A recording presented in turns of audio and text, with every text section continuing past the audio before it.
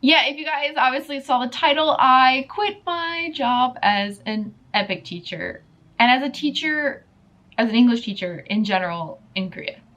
So today I thought I would kind of go into a little bit of detail about why I quit and what I'm doing now, and kind of just like update you guys on where I am at in my life.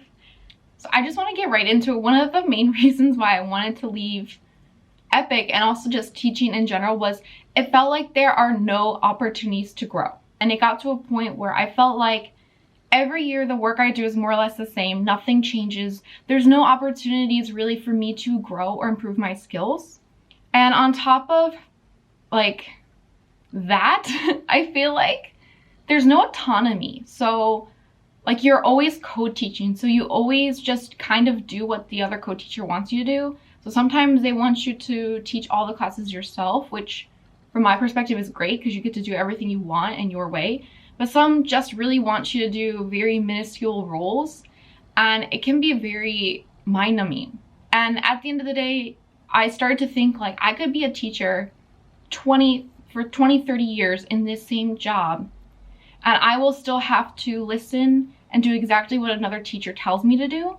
And that could be someone who has less experience than me. They could have less skills than me. The more I invest in this career, like I'm just gonna be frustrated. I started to realize that EPIK is not really designed for the long haul.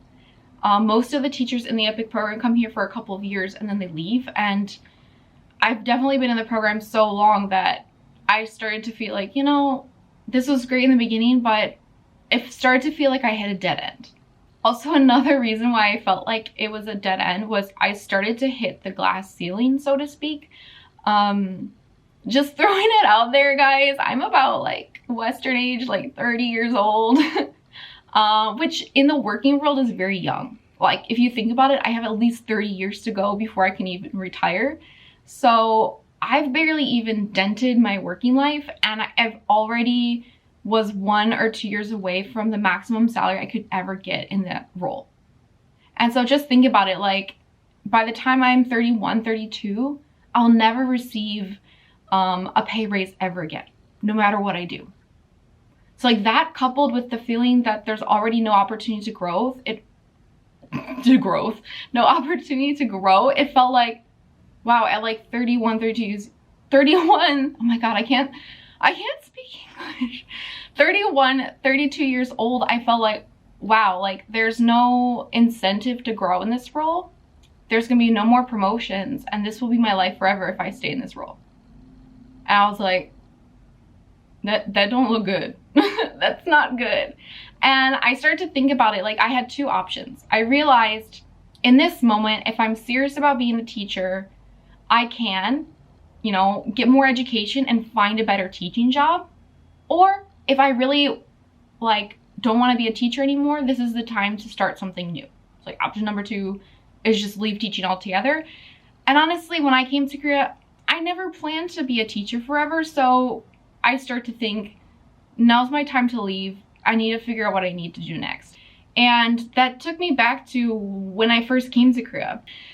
Towards the end of college, I started to like rethink my career plans, and I had some ideas of like going to graduate school. Like I almost moved to the UK and went to graduate school there, but honestly, I realized like at that time it would have been better to just take a break and earn some money and to think more rather than like throw all my money into a program, not really knowing if that's what I wanted to do. So I thought I was just coming to Korea to like live out my dream to live in Korea, learn Korean in 2 years, because that still hasn't happened, guys. I still am learning.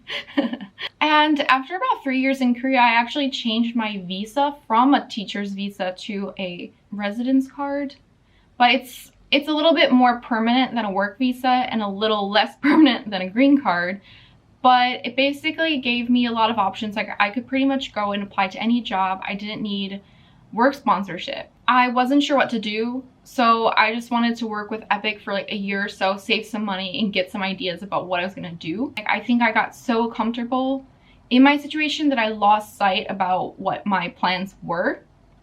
And my boyfriend was pushing me to like go out and achieve the things that I wanted to do and trying to like remind me like, hey, this is what you want, you gotta go get it. I made the mental plan that I'm gonna quit. After this year, I'm not staying here.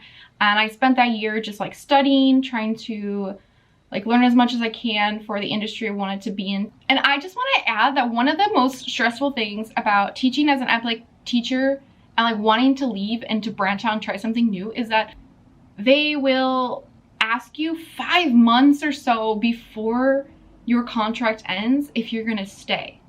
So you actually have to quit first and then try to find a job later.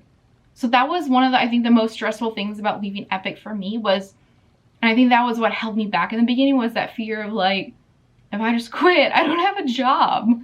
Once I told my school that I was leaving and I'm done, I just felt so much relief. And then honestly, it made looking for jobs easier because they knew that I was leaving. So I didn't really have to like hide the fact that I'm looking for jobs, and it was very peaceful and like easy and comfortable to leave, if that makes sense. Okay, and I feel like a lot of you guys, if you're still here watching this video right now, you might be wondering, okay, Sarah, we got it. You quit EPIK, you're not a teacher anymore. Like what is it that you're doing now? And now I actually got a job about a month ago working in marketing.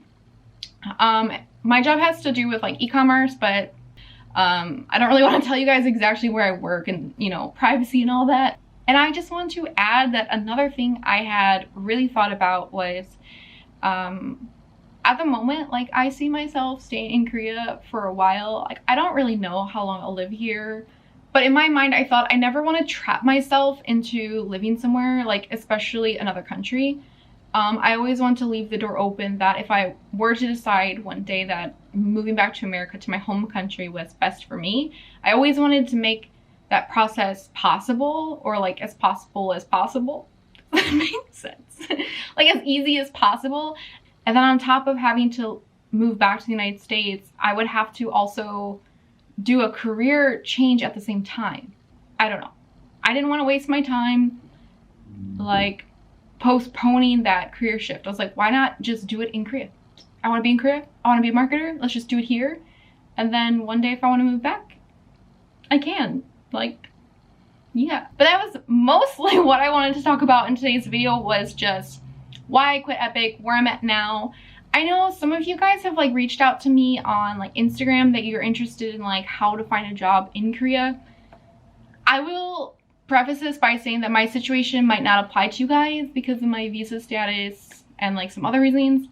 But if you guys are interested in non-teaching jobs in Korea, I think in the future, I'll probably do some digging and at least make a video to like share with you guys like major resources, tips, and ideas that you could possibly get a job in Korea.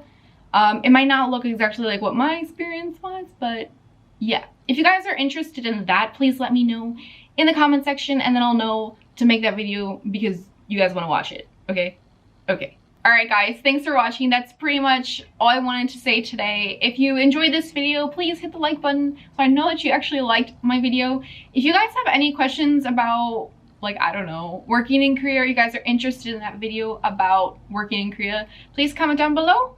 I usually respond to all the comments, so honestly, like, comment whatever you want. I'll probably answer you. And also, you guys, I'm pretty active on Instagram, so if you follow my Instagram account, you can also kind of like talk and connect with me there. Otherwise, I'm gonna head out. All right. Bye guys. See you next time.